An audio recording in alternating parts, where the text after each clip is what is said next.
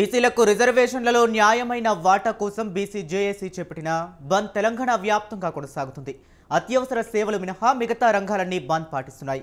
ఈ బంద్ను రాష్ట్రంలోని Congress, BJP, BRS, CPI, CPM, TJS, CPILM, ML new democracy, Maoist పార్టీలతో పాటు ఎంఆర్పీఎస్, మాల మహానాడు, ఆదివాసీ, గిరిజన, మైనార్టీ, విద్యార్థి, ప్రజా సంఘాలు మద్దతు ప్రకటించాయి.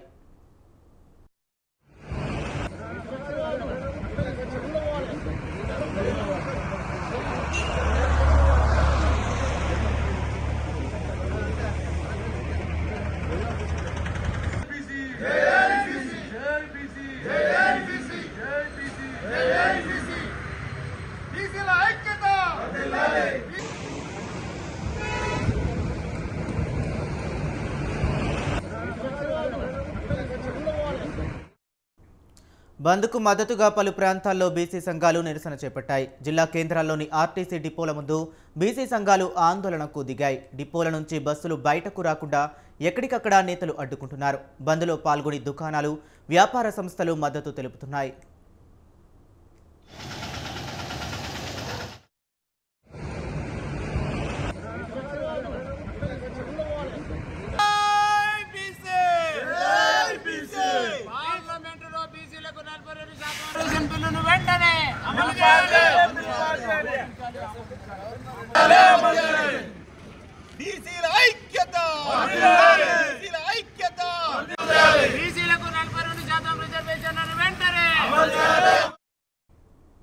ఇక బంద్ కారణంగా హైదరాబాద్లో పలు చోట్ల ఆర్టీసీ బస్సులు డిపోలకే పరిమితమయ్యాయి. ఉప్పల్, చెంగిచెర్ల డిపోల నుంచి బస్సులు బయటకు రాకుండా నేతలు అడ్డుకున్నారు.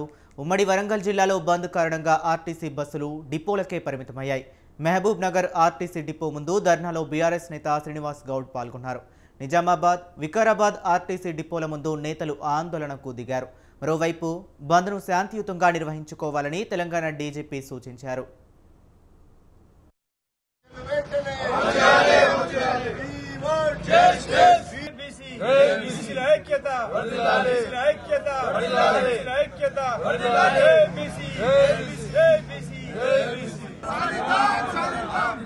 నాయకత్వం